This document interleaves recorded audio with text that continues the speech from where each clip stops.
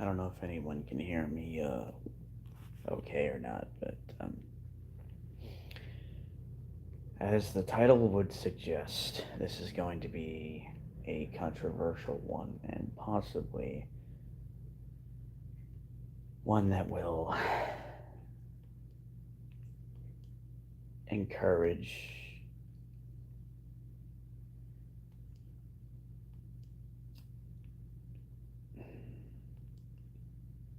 some backlash potential.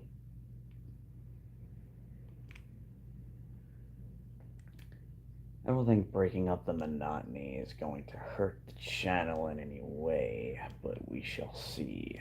Um, it's still more or less um, talking about the same thing. Um, but once upon a time, I used to be incredibly passionate about the MCU, which made me more of a Marvel fan than I had been before. And I just rewatched Iron Man 1, 2, and Avengers. I know it seems odd to not follow up with Captain America 1 and Thor. I just didn't feel like revisiting those two at the time. Hello there. I can't see your name, unfortunately, but welcome to the stream. And I've come to a conclusion that I probably came to before, but now it's even more clear to me. This is definitely gonna spur on a lot of the Iron Man 2 haters, but I will stand by my belief that it is a vastly superior film to Iron Man 3 because Iron Man 3 literally has no focus. And it's nothing more than shock value. Iron Man 2 may be silly, but this is the MCU we're talking about, and people, I think, seem to forget how silly the comics can be at times. That doesn't mean that I don't take issue with the silliness at times, depending on the jokes and moments, but it is the way it is. I quite like Mickey Rourke's character in Iron Man 2.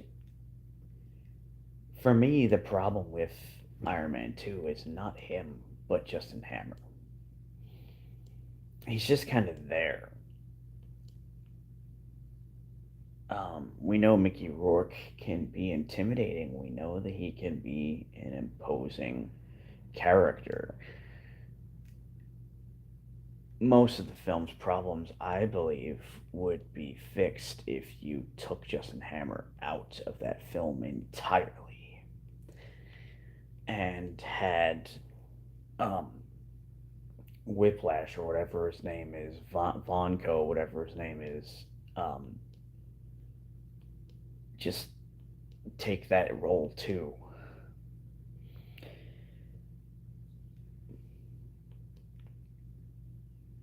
Because the villain in 3 is just an absolute joke. And you gotta at least admit, that final fight in Iron Man 2 is just a blast. And that's the point of these films at the end of the day. Outside of the story, it's there to be a fun experience, be action packed. And we all know how silly and cheesy action film storylines have tended to be, yet we criticize Marvel films when we wouldn't do so for films from the 90s and the 80s. Arnold movies, for example, which can be quite uh, Looney Toony, for lack of a better term, letter word, for lack of a better word. And yes, I did basically just criticize Iron Man 3 for being the same way, but the problem with Iron Man 3 was that it was advertised as being a more serious film.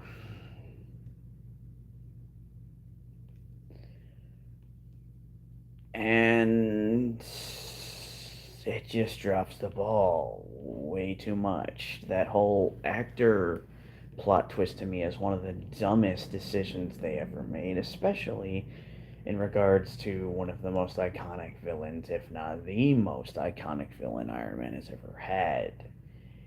It's basically the same thing that they did with the Dark Knight for Bane by making him a complete and utter joke. Although with Bane in Dark Knight Rises, it wasn't intentional. It was just poor direction and much said about that, the better. Less said about that, the better. And that movie was very confused in its plot as well. The need for having more than one villain in a solo film rarely works unless the two are completely aligned with one another. An easier way to have done it in Iron Man 3 would have been to say that, and I apologize for getting the actor's name, Killian, I believe, is the character name, to just say that he always was intended to be the Mandarin in Iron Man 3. Just flat out. And say that, yeah, that Trevor guy, whose name I would change to not be Trevor, was the leader of the Ten Rings, but was like his underling, like his second. And he wasn't some goofball actor who had a drug problem. That's just disrespectful to Ben Kingsley. I understand he accepted the role, but my god, man, that guy could have easily played an amazing villain. And you turned him into a total joke. Um, and it also doesn't really feel like an Iron Man movie. It feels more like a Pepper film, because she's the one who ultimately defeats the bad guy. And the point of Iron Man is that he overcomes his own challenges and proves why he can overcome his past mistakes.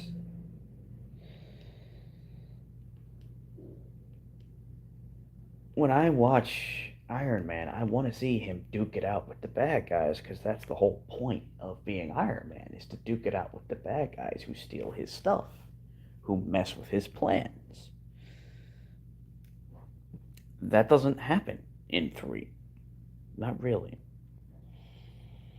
And the inclusion of this kid, which makes you think that they're going for a successor story. Again, it's just way too congested. Um, and it's honestly why for me, even though Iron Man 1 is excellent and I enjoy Iron Man 2,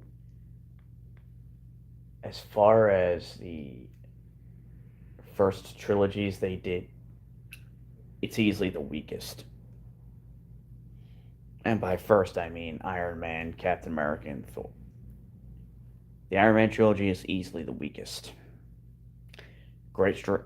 A strong start, entertaining second attempt that does fall flat in some ways, and then a third film that's just an absolute disaster.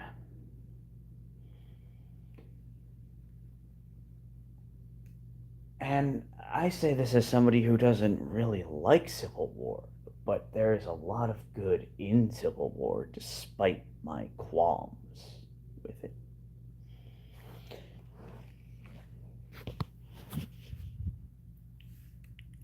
I even think that the Guardians of the Galaxy trilogy, despite not liking number 2, is a stronger trilogy than Iron Man by leaps and bounds almost.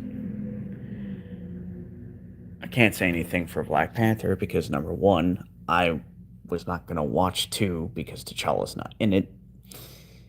Uh, Doctor Strange 2, I did not like at all, so I won't be returning for a third entry.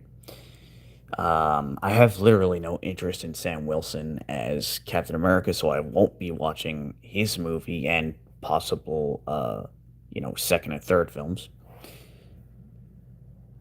While I liked Homecoming, I didn't return for the second two films because I just don't like the supporting cast. Uh, and I think that's about it. Oh, well, I guess there's the Avengers movies, but they're no longer a trilogy. As far as that film series is concerned, Iron Man 1, strong start, even though I have my qualms with it. Ultron, very disappointing. Infinity War, in my opinion, almost excellent. And an Endgame is just another drop the ball moment.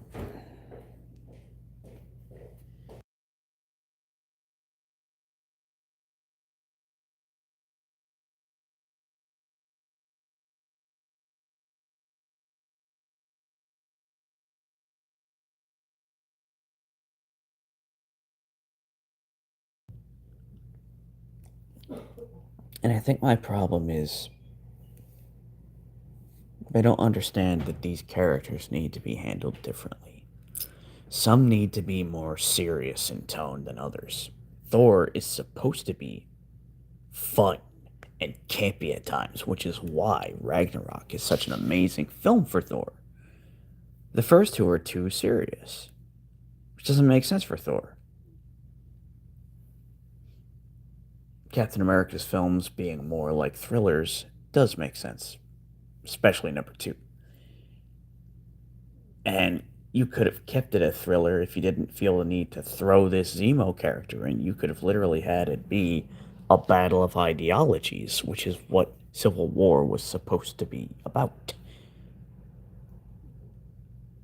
You didn't need Zemo. Remove him, and that movie becomes much better just because of that alone.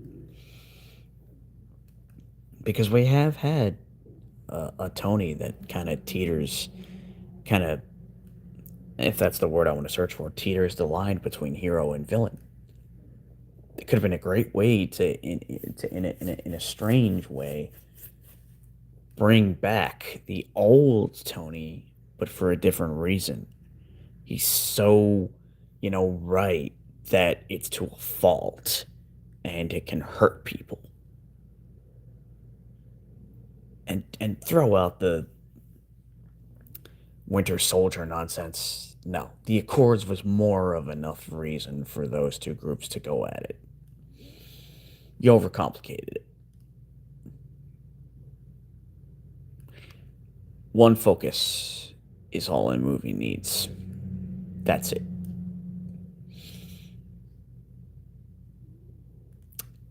And you had that one focus in Infinity War and in Endgame, even though I didn't like it nearly as much. The focus was all about we got to beat Thanos in one, and the focus in two was all about we got to reverse what he did. That was it.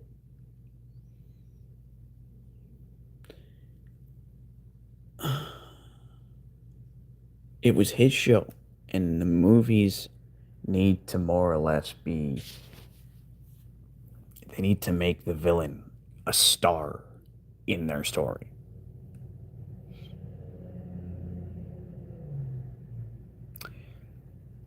Iron Man is not the star as an antagonist in Civil War. It's this random Zemo dude who doesn't even fight,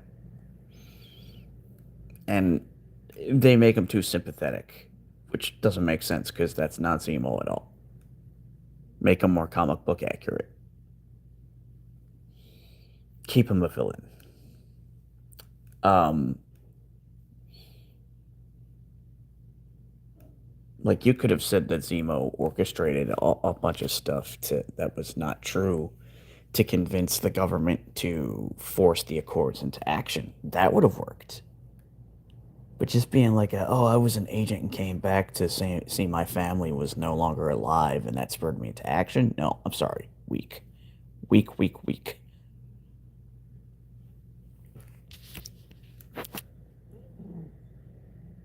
I mean, that could still be part of it, but you don't need to make him seem like, oh, he's a good guy who was done wrong. No. I don't like it when you mess too much with established characters from comics. I really don't. Because they're supposed to be adaptations and they're supposed to be true to the heart of those characters.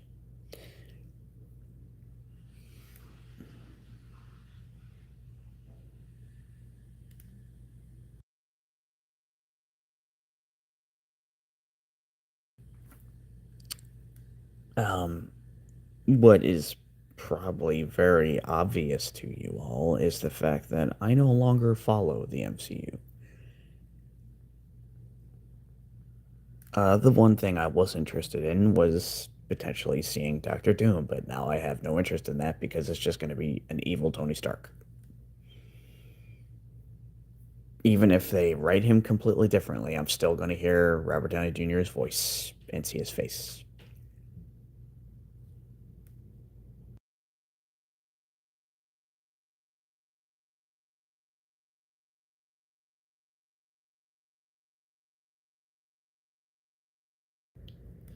If you wanted a returning actor to be Doctor Doom, you could have just as easily made it a variant of Doctor Strange, which, in my opinion, would have worked better.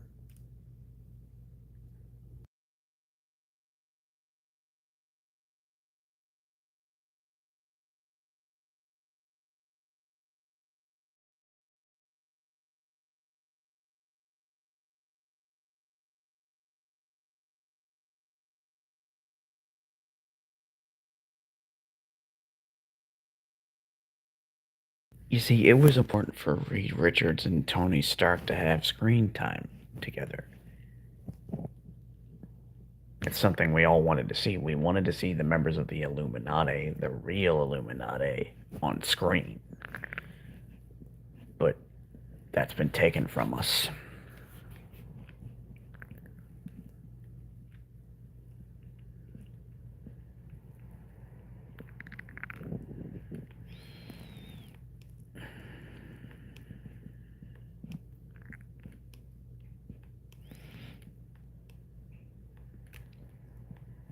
And Doctor Doom aren't even going to be, and Reed aren't even going to be rivals like they were. Now it's just going to be, oh, you're my enemy because you took my kid. Like,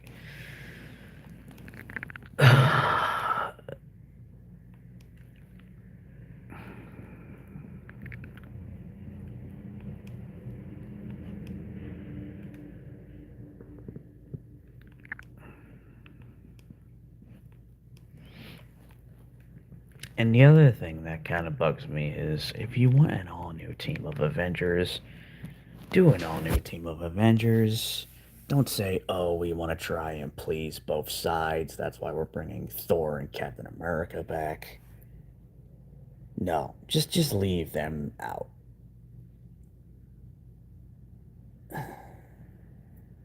If you feel as though your team is too weak and not interesting enough without the superstars, then maybe you should have thought about choosing different heroes to become the new Avengers. Maybe you should have gone with Black Bolt and established him in his own film with the Inhumans and made him likable, made him lovable.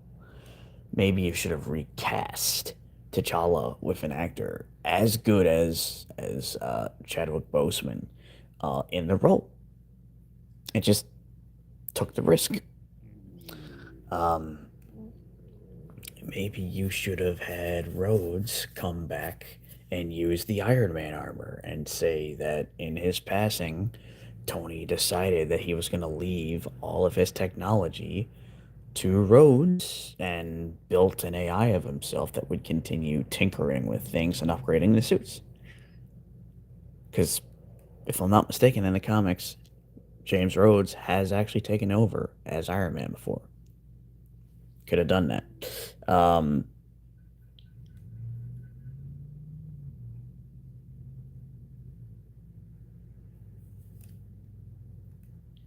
I don't have to like Sam Wilson as Captain America. There's nothing wrong with him being Captain America outside of his reasoning for it. Um, I don't think he was close enough with Steve to make sense for that role. I don't think there was ever that amount of trust between them like there was between Bucky and Steve, despite all the Winter Soldier stuff. If they had more chemistry and weren't just like boss and underling, I would have been more. It would have been a lot easier and more realistic to me for Sam to be the one to take the shield, instead of just a placeholder. And now that Steve's back, it's like you've gone back on what you said. You are actually basically bringing back Captain America just without the suit and name. Uh, it's like you chose to retire these characters and you're not willing to stick with it, but then one character that you decided to off, you're not going to bring back. It just doesn't make any sense to me. Um, I'm sure people will love it, but for me, it would probably end up being a total disaster of a film.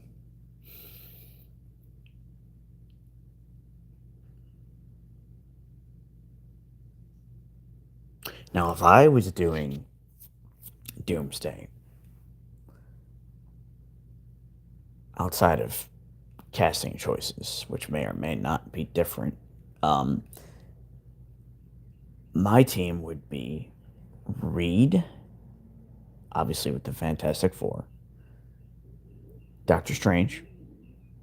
Before anyone corrects me, I realize it's possible that I may have forgotten who's going to be in it and who's not. Um, Captain Marvel, um, T'Challa, who I absolutely would have recasted, along with his sister, fighting side by side. Um,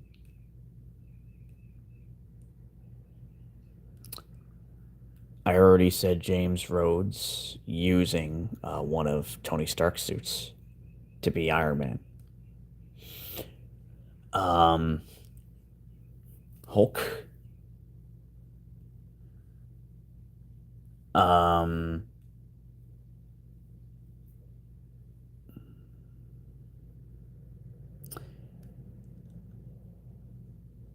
Shang-Chi, even though I'm not a fan of his, bring him in, which they already are.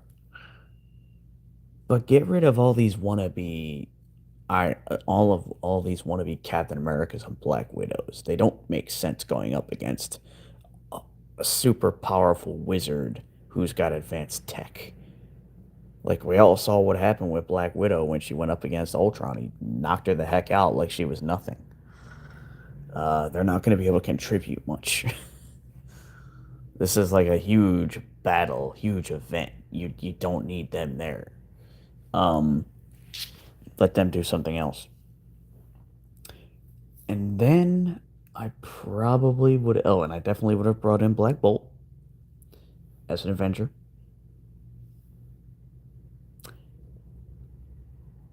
Um, who else would I have brought in? Some newer mutants that we haven't seen before, like um, one of the Summers children, maybe Hope. Scarlet Witch would definitely be part of it. She should be there. She really should. Um, And you could say that Scarlet Witch has like a little subplot where she discovers she's a mutant and she reaches out to other mutants to get them to join up. Um, and so she's the reason why mutants decide, okay, we're going to help them fight this serious threat.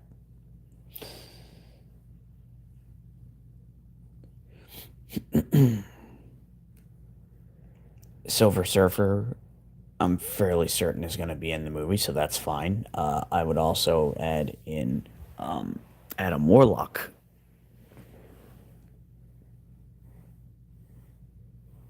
And that would be about it. And if I didn't already say Thor, then yeah, Thor would be in it too.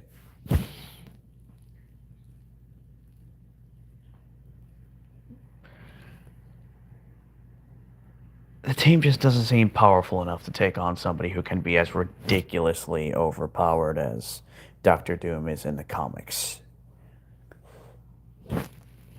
And again, having a bunch of Black Widow wannabes and Captain America wannabes, we all saw how poorly Cap did against Loki. And Doom is going to be vastly stronger than that Loki was.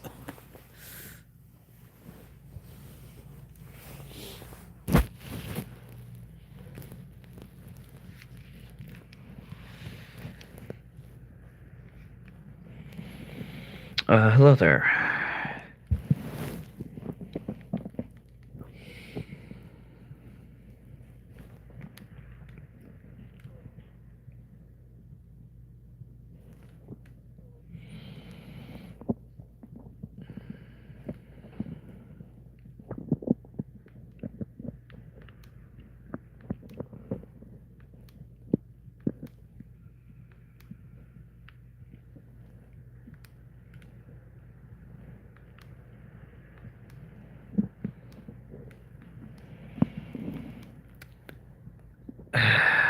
So who knows what's going to happen?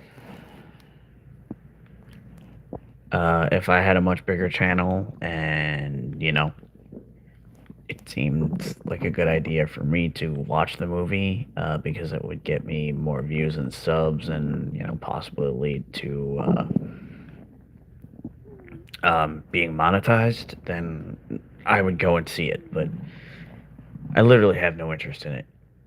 The only other thing that would make me want to see it is if enough people here said that they want me to see it and give my thoughts.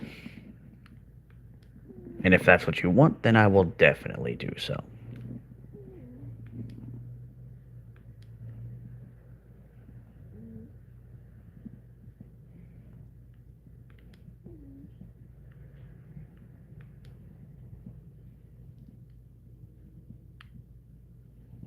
You know what I think my problem is? The MCU feels like nothing more than a spectacle now and not telling a story as well as being a spectacle. It's all just cool moments now. There used to be a point to them.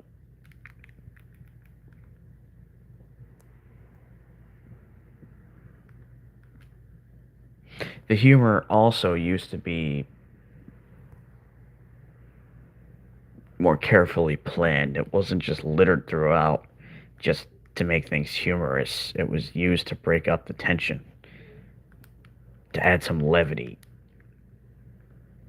And now it's like they're trying to make every single movie like a clone of Guardians of the Galaxy in terms of humor, and it just doesn't work. These films no longer have their own identities. They're just carbon copies of each other with different teams.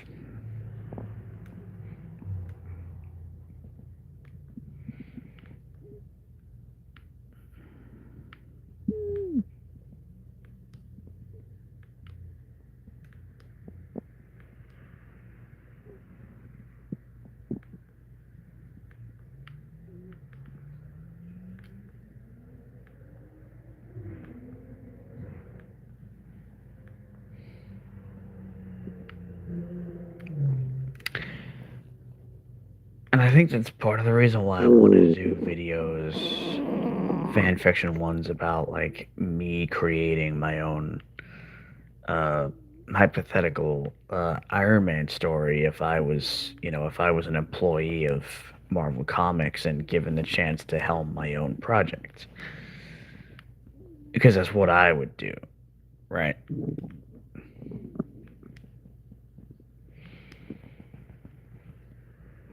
And we all feel that way, right? Like to some extent, we all imagine like what would we do if we were in those positions? What would we want to do different? What's something about the character that we think can be changed or taken in a new direction that interests us and we think might interest other people and breathe new life into the property. I'll even go so far as to say that while I don't like Ironheart, what I don't like is the path they gave her.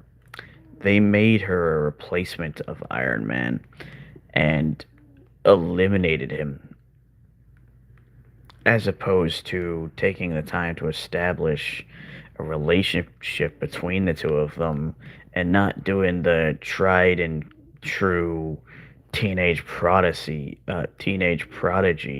storyline that they always seem to feel the need to do. Like, no, because at that point she literally is just a female Iron Man, and you don't want her to just be female Iron Man. You want her to be her own person.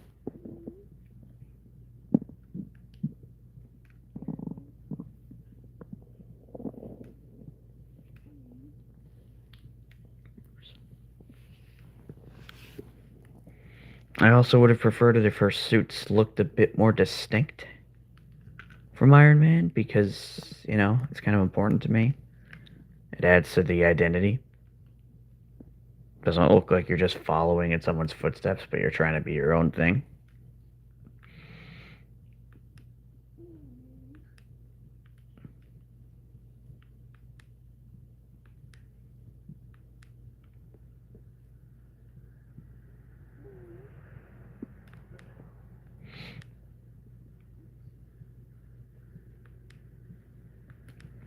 Like, let's look at the differences between War Machine and Iron Man. Iron Man is always the more high tech of the two, right? A lot of his weapons in later years, they're all like focused on energy, like lasers and stuff like that. And War Machine is more, about guns and missiles. I think for Ironheart, you needed to think, okay, well, what's her deal gonna be? Uh, like, how is she gonna be different?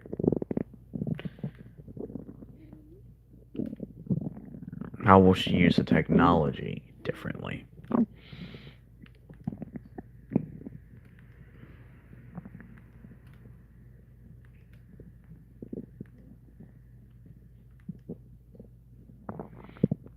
And who are her foes?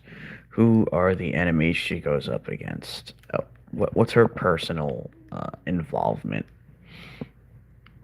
Is she just another Miles Morales where all her villains basically are just recycled from Tony Stark? Or does she have her own personal stories?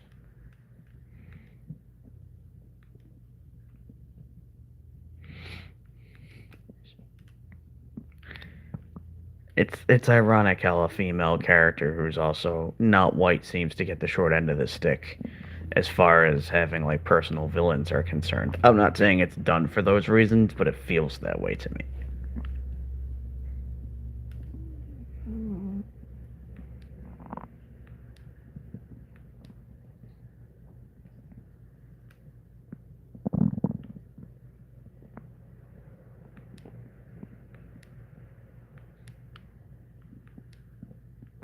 Your foes are a part of your identity, and your foes serve as teachers who make you realize that you yourself are probably making mistakes too, and it'll better you as a person and as a hero.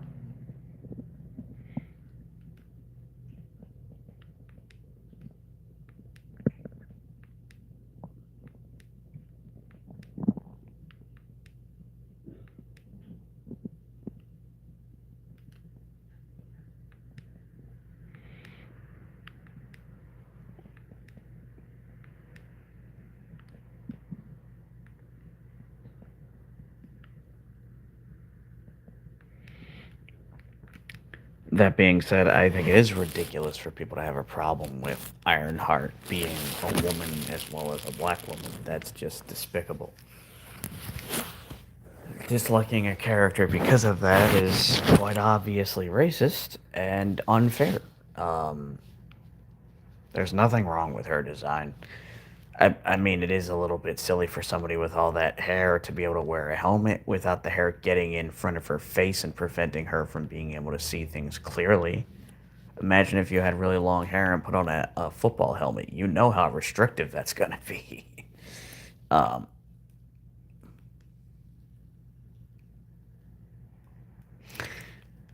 and I know it sounds simplistic, but I honestly would have made this character a relative of James Rhodes to give her that more personal connection with Tony. A successor who's basically family to him, right? Because Rhodes is basically his brother in arms. If Rhodes was to have a daughter or a niece, it makes sense that Tony would be around during their life, during their childhood, you know? Especially if she was the daughter of Rhodes and he kind of became a surrogate father to her. It would add some pretty heartwarming, moments where maybe she's like, I want to follow in the footsteps of my father and join the military. And then Tony's like, I want to keep her out of harm's way because I feel like that's what my friend Rhodes would want me to do. And so I'm going to help her, like, get involved in science, help her, see if she develops an interest in science. And then, given the fact that it's Tony, it all blows up in his face anyway, and she gets involved in some dangerous situations because science leads her to wanting to be involved in the Iron Man business.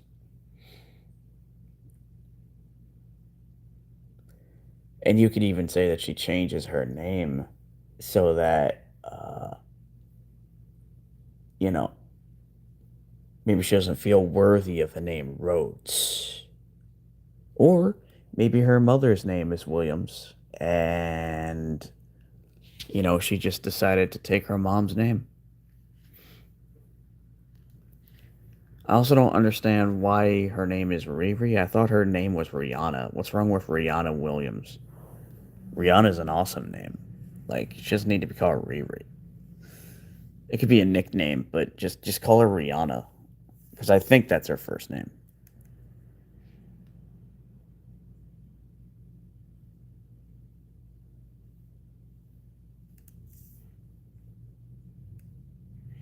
And then you say that Tony basically he kind of does what Stain did for Tony, but the right way. He takes her in and actually does want to raise her as like his ward, as like his daughter. He does want to make sure that she has the best life possible. There are no ulterior motives, and it shows quite a lot of growth in his character that he's not just doing this for Rhodes. He's doing this because the two of them kind of bond. They're like you know niece and uncle.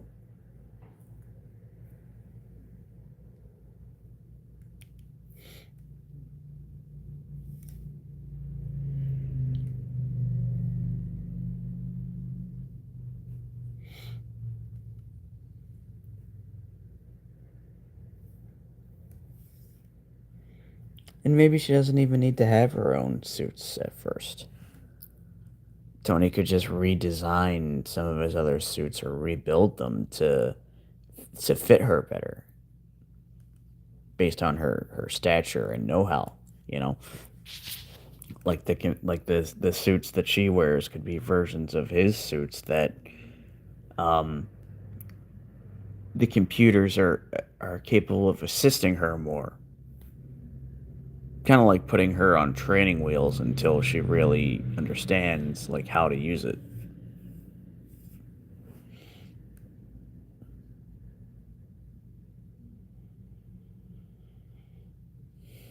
And I think if that had happened, a lot of her naysayers would have opened up to her. They would have liked her, you know, the adventures of Iron Man and Ironheart.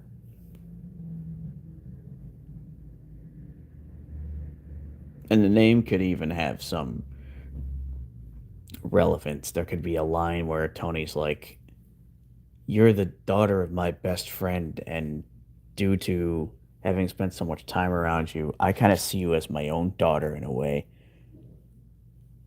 You have become my heart." And that's where Iron Heart comes from. Because it's like she's the heart of Iron Man. Having her when he was never a parent before in this story pushes him to continue to do better and to continue to be stronger.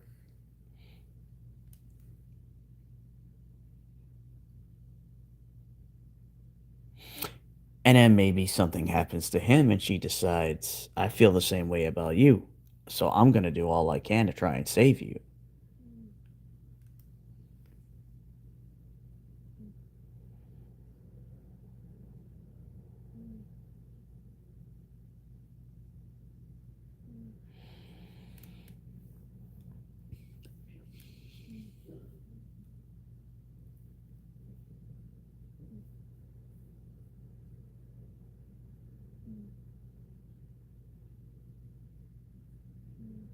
The reality is, we definitely do need more female characters that have their own books. I just don't think they understand what, in my opinion, is necessary for these female character led books. We want them to become their own thing and not be in the shadows of the men.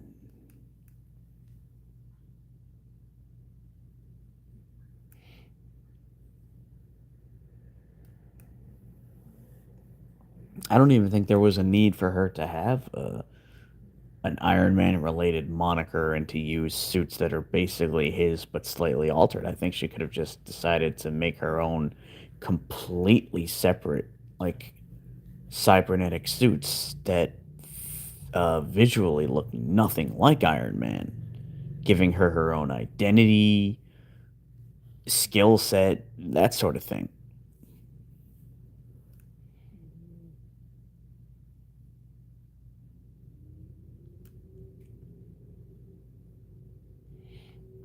Which is kind of what we're doing with Colin Tanner. And now that I think about Heart, I would actually like to introduce her to this, but as like a recreated version of her, keeping aspects of her character intact but changing others. Because I mean, it is fan fiction. Like,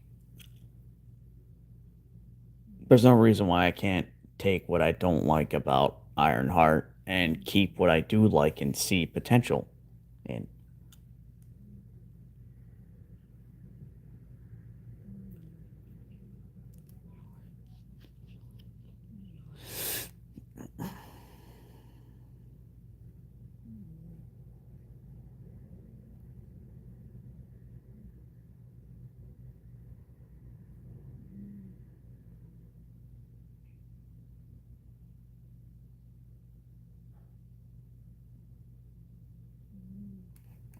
Maybe it even creates a sort of tension where Ironheart has actually been around longer and she's kind of jealous of Colin because it's like, you just got here and now he's taking a liking to you and like spending all his time with you. And then it could be one of those things where Tony's like, look, you've already established yourself, you've already built your own suits. Like, you don't need my guidance really anymore. And then Colin and her could, become friends. Not romantic, involved, but they could become friends.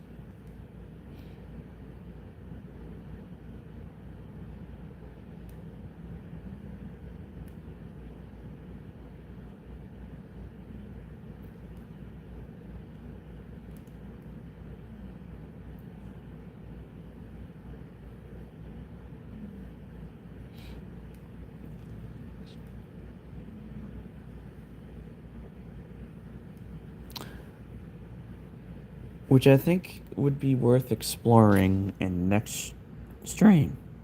Uh, how to bring her into the fold.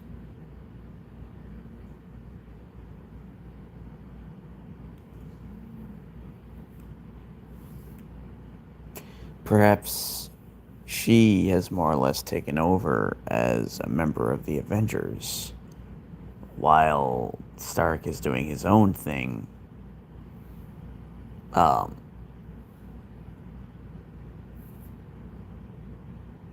and only, gets involved when the situation calls for it.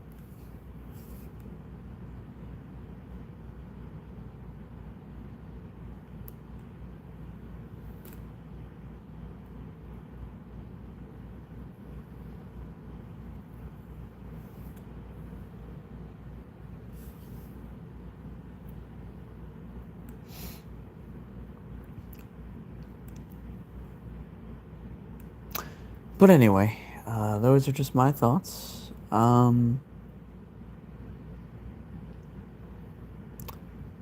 Look out for a stream tomorrow, more or less around the same time. I hope you enjoyed the conversation here, even though it was pretty one sided. Um, if you haven't, please consider leaving a like, uh, commenting, uh, whatever comes to your mind before the stream is over. And to those who will watch this after the fact, please consider leaving a like, comment, give any criticism you can think of, and maybe even consider subscribing. And with that, it is time for my usual outro.